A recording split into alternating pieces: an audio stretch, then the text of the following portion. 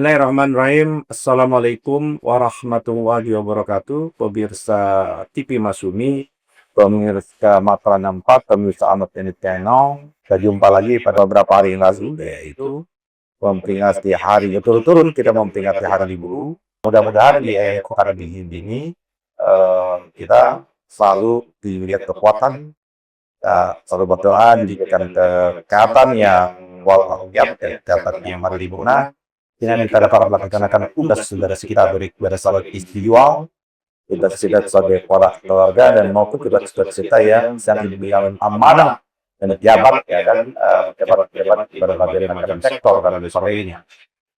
Dan juga kepada rakyat Indonesia seluruh Indonesia yang hari ini mungkin dalam keadaan tidak menggairahkan atau dalam keadaan tidak baik-baik saja kondisi ekonomi kita ya.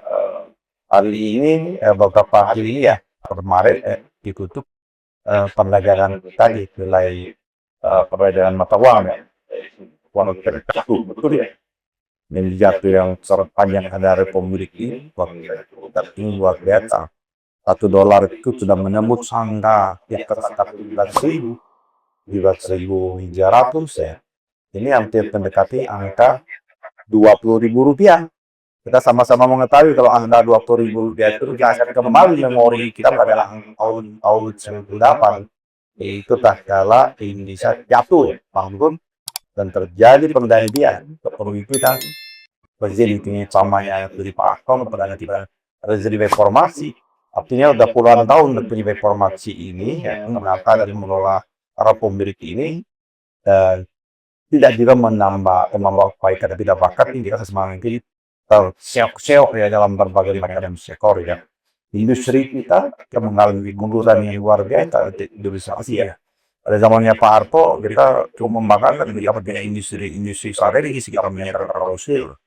Ya kan kita punya yang namanya IPN, PDN yang luar biasa pada waktu itu sudah memulai memproduksi pesawat ya.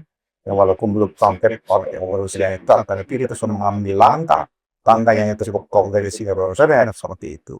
Dan tapi memang dengan kita mendatangani pada waktu itu perjanjian terakhir ya Pak Harto dengan IMF yang membuat kita menangani Roy yang menjadi beberapa persyaratan yang membuka ekonomi kita menjadi privatisasi dan menyebabkan kita menjadi semakin terseok-seok kayak bahkan beberapa tempat-tempat strategis atas namanya yang namanya sehat dari sebagainya yang dipaksa dengan itu membuat bangkrutan yang membuat kesulitan kita seperti berikutnya dan sebagainya bahkan subsidi yang selama ini menjadi bagian dari kebijakan politik ekonomi kita mengalami perubahan juga seolah-olah mensubsidi rakyat itu menjadi aset tabu. Memang dalam ekonomi kapitalisme ya, ekonomi kapitalisme mensubsidi rakyat itu menjadi hal yang tabu atau mendekati kata haram. Padahal kalau kita lihat ya tugas dan mandat dari konstitusi kita, ya tugas pemerintah yang telah menjalankan roda pemerintah itu adalah untuk mensejahterakan rakyat. Nah kalau rakyat belum mampu disejahterakan jalan ini ada memberikan subsidi kebutuhan rakyat yang paling mendasar dan sebagainya seperti itu. Nah ini kita mengalami perubahan yang cukup signifikan. Bahkan kalau bisa kita berjalan mundur ya. Bahkan hari ini utang kita sudah cukup tinggi juga dan cukup mengkhawatirkan. Utang kita sudah mencabut angka 8.000 lebih dari negara diskon itu utang pemerintah.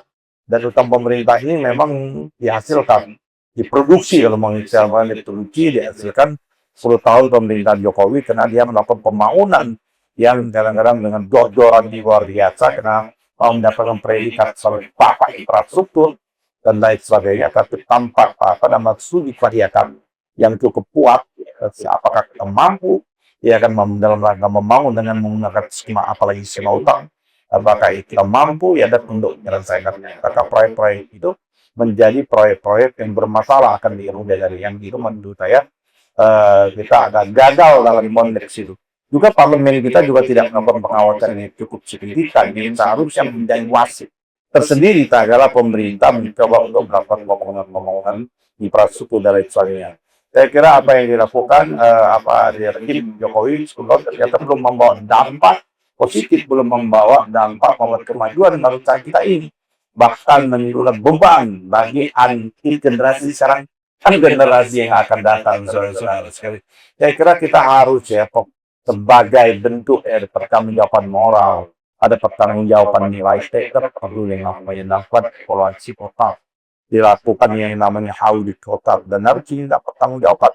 Walaupun betul polisi kebijakan tidak bisa diminta pertanggungjawaban secara hukum dalam konteks hukum pidana seperti itu. Akan tetapi kalau kita melihat bahwa polisi kebijakan tersebut terselubung secara diam-diam ya, ada moral azas di dalamnya, ada kepentingan-kepentingan tertentu, ada lain dan sebagainya, kita harus ini bisa apa namanya dilakukan khusus tadi luar biasa, baik dalam sektor keuangannya, pertanggungjawaban keuangan maupun pertanggungjawaban hukumnya. Harusnya seperti itu, karena apa yang dilakukan ya kan apa tanpa ya kan tanpa kontrol yang selama ini itu menambah beban bagi kita luar biasa. Nah, sekarang dan banyak sekali pembangunan-pembangunan yang dilakukan ya kan, yang dilakukan oleh Jokowi yang awalnya dulu dengan mengusung dada dengan bahwa KTP pembangunan tidak menggunakan APBN dan lain sebagainya, dan pilih ada investasi bahkan ada di kantong saya. Ternyata hampir mayoritas kosong. Bagaimana kosongnya yang seharusnya mendapatkan swasta, pembangunan bisnis to bisnis yang akhirnya melibatkan dan meminta pertanggungjawaban. Dan memang pertanggungjawaban tadi betul, memang negara tidak bisa lepas juga seperti itu ya, tapi perlu dilakukan audit menyeluruh, perlu dilakukan audit investigasi apakah ada moral azab yang terselip di balik seluruh kebijakan-kebijakan ini, dan harus diminta pertanggungjawaban. Ya, utang kewajiban kita yang namanya utang ya tetap wajib kita harus bayar, tapi apakah kita adil, apakah kita tidak menyusahkan, apakah kita tidak zolim terhadap generasi sekarang, terhadap sesuatu yang harus menjadi beban mereka. Jadi kita diwarisi dengan beban, kita mewarisi beban utang yang luar biasa. Nah, saudara-saudara, dalam konteks inilah yang saya kira tema hari ini tidak jauh-jauh, karena beberapa hari yang lalu juga kita mendapat musibah yang luar biasa juga kan, tabrakan kereta api yang merenggut nyawa manusia juga kan.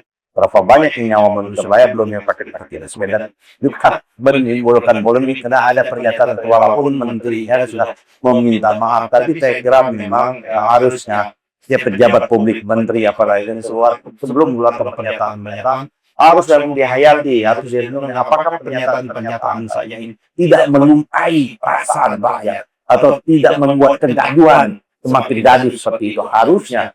Dan sebagai kalau kita memang negara yang orang-orang patriot ya kan, orang-orang yang betul kasatria seperti itu, setiap ada hal-hal harus ditunjukkan orang-orang obligasi ya mundur.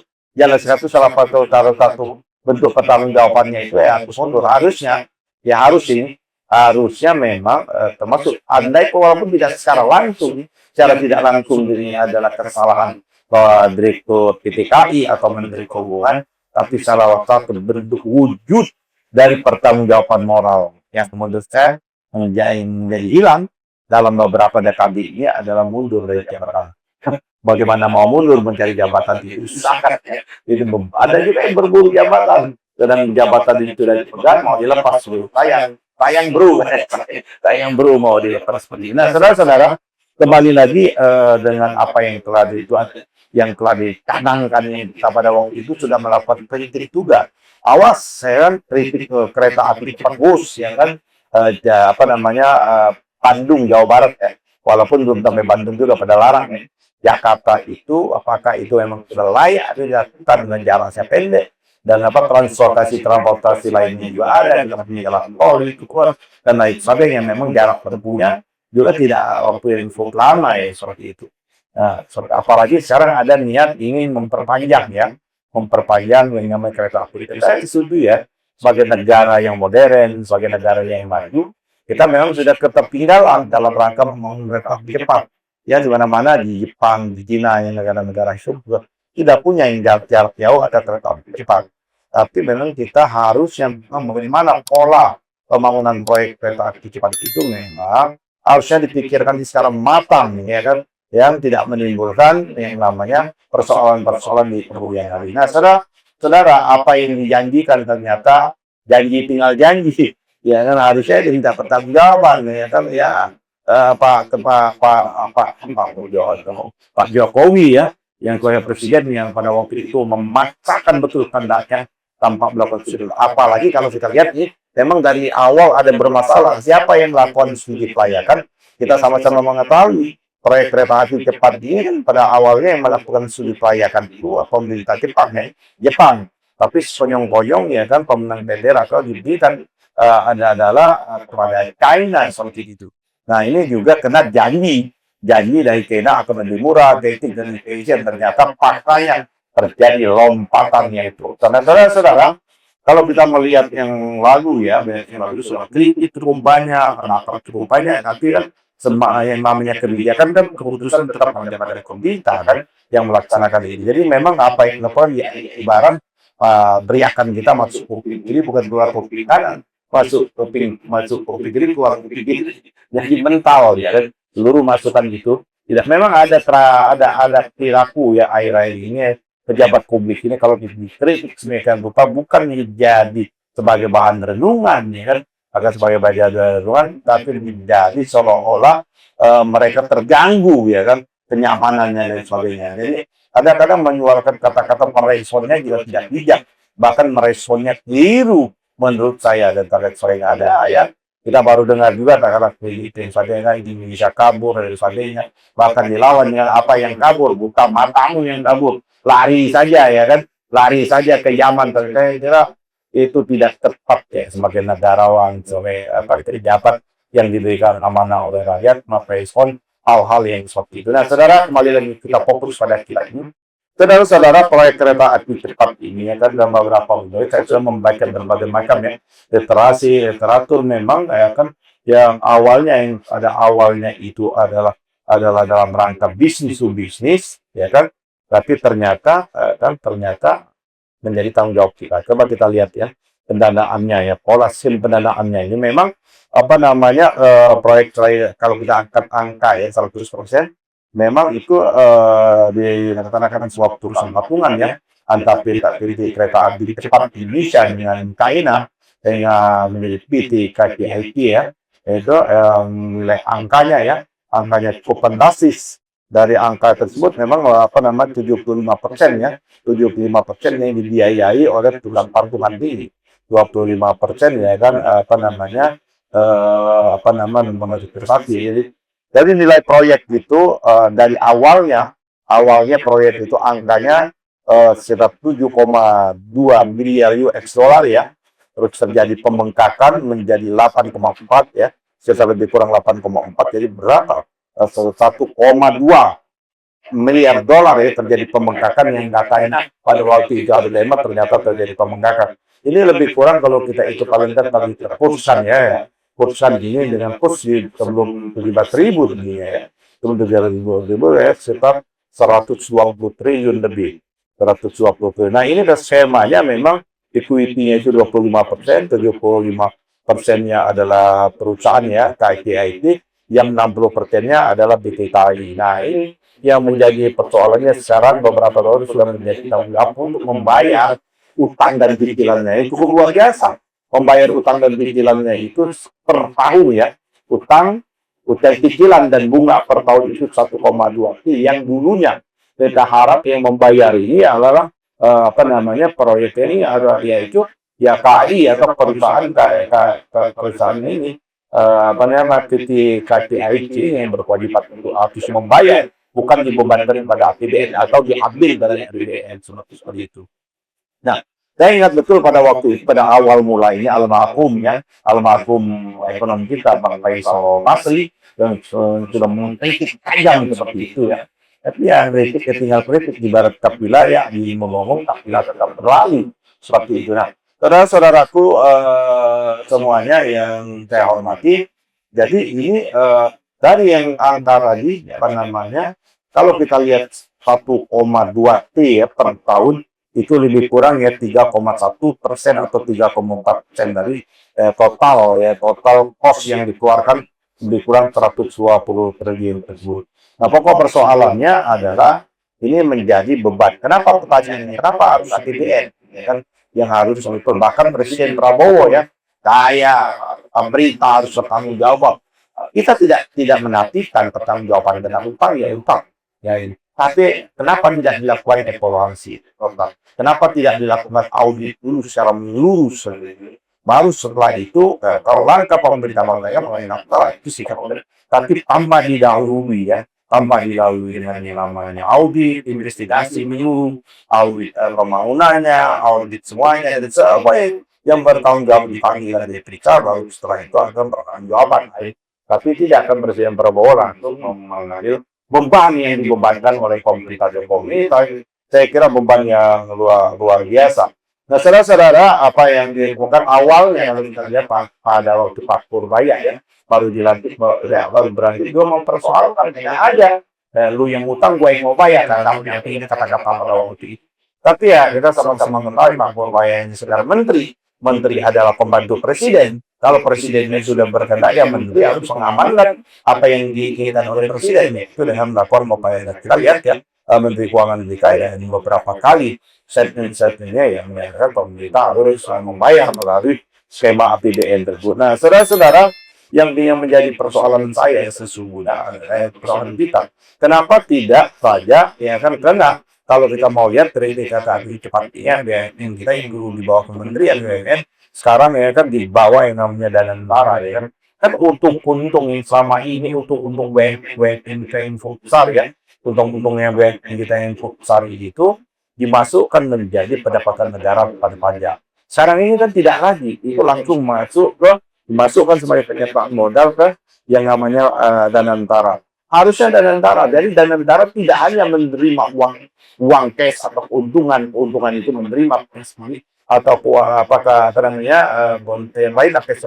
Tapi dia juga harusnya diminta juga bisa mampu menyelesaikan tanggung jawab, ya kan, tanggung jawab dari satu di antara yang sebuah perseroan kita atau BUMN kita dalam hal ini ternyata kenapa tidak diminta bahwa untuk menyelesaikan ini dan berapa banyak uang yang sudah dimasukkan ya, beberapa analisis beberapa analisis menyatakan bahwa uang yang sudah disetorkan ya, yang sudah diterus, kenapa tidak digunakan sedemikian rupa untuk menyelesaikan hal-hal yang seperti itu. Nah, ini menjadi tanda-tanya kita seperti itu.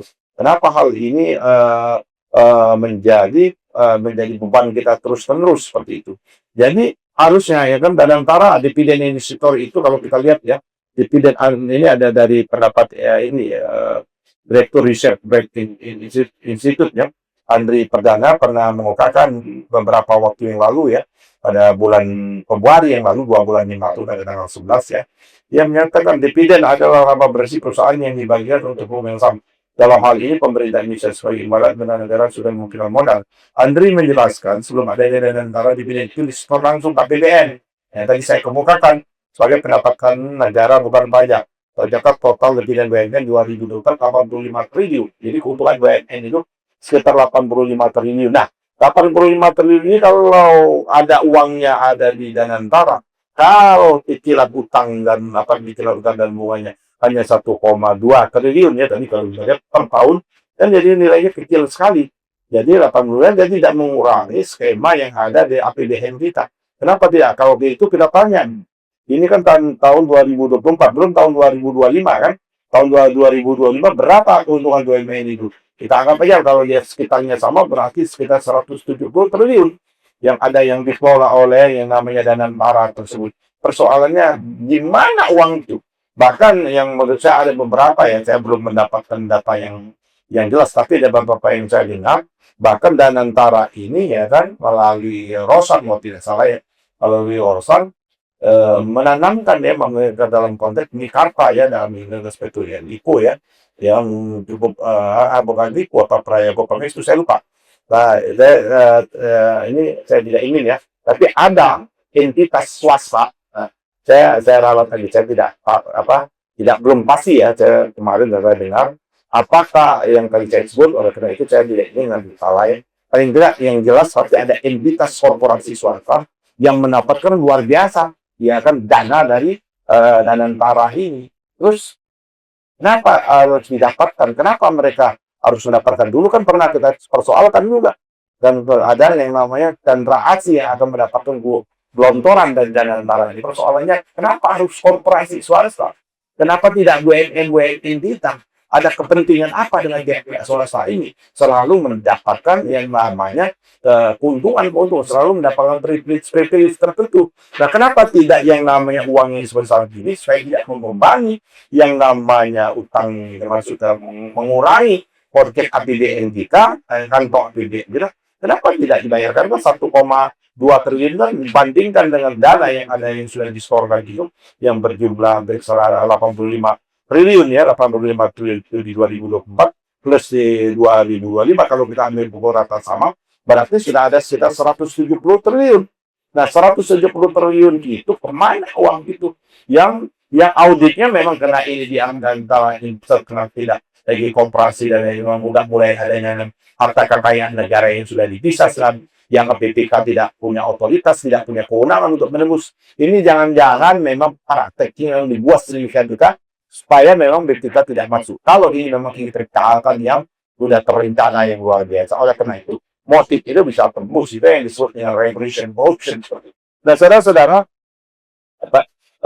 itu yang apa namanya kita lihat, ya. Kenapa harus diselesaikan dengan menggunakan waktu. Ini juga kritik oleh Antoni Budiawan, sahabat saya juga. Dan Antoni Budiawan bukan baru kali ini. Telah beri banyak sekali para ekonom dan lain sebagainya sudah melihat, tapi tadi saya kemukakan anjing memonggong tapi tetap berjalan. Oleh karena itu, saudara, kita minta betul ya kepada KPK yang pada waktu itu, ya, KPK itu sudah mulai berjanji, tapi kita tidak mendengar, kan, langkah-langkah berikutnya, kan. KPK sudah berjanji untuk melakukan pendalaman, tapi sayangnya kan akhirnya berhenti. Ya, waktu itu ada beberapa data yang menunjukkan yaitu KPK ingin melakukan pengusutan seperti itu. Tapi sampai sekarang kita tidak mengetahui apakah betul KPK lagi melakukan pendalaman yang cukup serius, atau ya KPK-nya juga mendiamkan saja. Ini menurut saya termasuk salah satu yang namanya adalah pembiaran. Pembiaran bisa dikategorikan juga bisa persekongkolan jahat seperti itu, karena membiarkan uang negara kita hilang di tengah tersebut. Harusnya ini memang sudah menjadi tanggung jawab aparat penegak hukum dan aparat auditor keuangan kita, yaitu Badan Pemeriksa Keuangan kita, KPK, Kejaksaan, dan tentunya Kepolisian Republik Indonesia.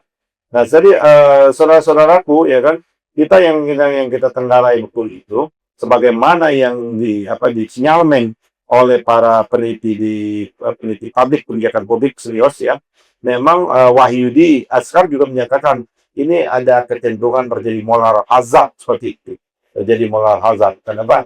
Karena ini tanpa transparansi yang jelas siapa yang sesungguhnya menjadi keuntungan. Jadi ketika negara mengajukan bunga hutang kereta cepat dibayar pakai APN, nah ekonomi langsung menyorot, kepada tindakan ini. Kenapa? Ya, dan ini menjadi bertanggung jawab dan harus menjadi beban rakyat. Nah, saudara-saudara, kita melihat, nah ini ada beritanya lagi, ya, pemerintah belum menjelaskan karena penggunaan APBN untuk bayar tadi yang pada waktu tahun 2004, ya, 24. Sekarang kan sudah jelas bahwa pemerintah yang melakukan tanggung jawab itu dengan menggunakan istilah memberikan penyertaan modal kepada PTKI. Loh, ini kan bagaimana penyertaan modal ini kan ada kewajiban dia membayar hutang untuk membayar hutang. Harusnya, menurut saya, tidak, sama saya setuju dengan Antoni Budiawan, dengan Andre, ya, dari dan lain-lain, termasuk juga Bang Faisal Basri almarhum, dan termasuk juga si Rizky Awalil Rizky juga, beberapa ekonomi yang lainnya dan lain sebagainya itu. Jadi menurut saya yang ini memang harus, kalau kita mau betul menjadi negara ini menjadi lebih baik, mengelola negara ini tidak ugal-ugalan, supaya tidak menjadi presiden, ya kan, yang terus-menerus setiap kita berkuasa kita bangun aja suka-suka kita, Setelah itu kalaupun ada masalah nanti biar tanggung jawab generasi berakan atau presiden berikutnya atau generasi berikutnya. Menurut saya itu ada tindakan-tindakan yang tidak teruji, tindakan-tindakan yang keliru, dan oleh karena kita harus ada mekanisme negara, ada mekanisme pertanggungjawaban. Itulah yang harus diusut tuntas oleh aparat-aparat penegak hukum dan auditor keuangan kita. Nah, saudara-saudara sekalian, pada waktu yang bersamaan kita juga ingatkan yang namanya yang proyek-proyeknya yang dilakukan oleh Presiden Jokowi, yaitu membangun IKN dengan memaksakan diri itu. Pembangunan IKN ini salah satu bentuk adalah ambisiusnya Presiden Jokowi pada waktu itu, yang menyatakan dia bangun tidak menggunakan dana APBN, tapi akhirnya menggunakan dana APBN juga seperti itu. Saudara, tanpa penggunaannya AMDAL dan sebagainya, yang akhirnya menggunakan katanya sudah ada di koceknya, ya kan? Bahkan pembangunan awal, ya kan, itu ada di wawancaranya Tempo yang dikemukakan Aguan, terpaksa membuat sindikasi ya para taipan ini untuk membangun itu karena takut tidak enak atau muka presiden mau ditaruh di mana untuk menyelamatkan muka presiden. Kalau itu ada wawancara di Tempo. Hari ini ketentuan 2025 itu ya kita 151,08 ya dana untuk IKN itu, dan 2026 ini naik ya naik 6,26 triliun ya, luar biasa ya. Menurut saya IKN ini ada beban juga. Ini beban, belum yang lain-lain lagi, beban yang cukup banyak yang ditinggalkan oleh pemerintahan Jokowi. Saya saudara-saudara sampai ini tidak, mari kita awasi. Oleh karena itu harus ada DPR juga harus melakukan pengawasan ini ketat dan letak, tapi sayang DPR kita tidak terpengawasan. Oleh karena itu saudara-saudaraku, jangan lagi kita memberikan mandat kosong ya kan, terbaik kepada pemerintah, calon presiden, calon gubernur, calon bupati, calon anggota DPRD, pusat, kota, ya kan, provinsi dan sebagainya. Kita tidak bisa lagi memberikan cek kosong, hanya sekedar memilih saja. Ini akibatnya harus betul-betul kita menjadi pemilih yang cerdas, ya kan, yang pemilih yang betul-betul arif, pemilih yang mengetahui apakah yang kita pilih ini akan menyelamatkan bangsa atau justru sebaliknya, justru dengan mandat yang diberikan negara dan bangsa kita semakin terpuruk, dan jangan-jangan negara apa yang diramalkan Presiden Prabowo beberapa tahun yang lalu, yaitu Indonesia bubar, itu semua menjadi kenyataan. Tentu kita tidak ingin Indonesia menjadi bubar, ya kan. Apalagi kami dari Partai Masyumi, kami tetap akan berjuang sedemikian rupa agar Indonesia ini tidak bubar, karena ini adalah warisan negeri ini, warisan para ulama, warisan para tokoh kita yang telah memperjuangkan, ya kan, dengan tidak hanya dengan harta, tidak hanya dengan tapi dengan darah dan nyawa mereka seperti itu. Jadi kita berkhianat dengan para pejuang-pejuang yang telah berjuang, ya kan, mereka tanpa memikirkan keuntungan apa yang didapat pada waktu mereka memperpanjangkan bangsa kita itu merdeka. Mereka semua korbankan harta, nyawa, keluarga, dan lain sebagainya. Apabila kita generasi hari ini ternyata kita memutar balikkan apa yang diinginkan oleh para pendiri bangsa ini, menurut saya kita telah melakukan ini, ya kan, kesalahan yang cukup besar. Oleh karena itu, mari kita hentikan. Hari segera kita hentikan apa yang terjadi sekarang ini, tentu dengan cara-cara yang konstitusional. Kita tidak ingin juga terjadi huru hara di mana, kita tidak ingin juga terjadi kerusuhan di mana-mana, sebagaimana bulan Mei dan lain sebagainya. Tapi kita sebagai negara beradab, mari kita hentikan secara konstitusional. Oleh karena itu, saudara-saudaraku, mari kita pantau, mari kita lihat para pembesar-pembesar kita, para elit kita, presiden kita, menteri kita, gubernur kita, dan lain sebagainya, termasuk anggota DPR. Di bawah waktunya nanti, saudaralah yang menentukan, rakyat Islam itu. Jangan lagi kita salah menentukan pilihannya. Bila taufiq wal hidayah, wassalamualaikum warahmatullahi wabarakatuh.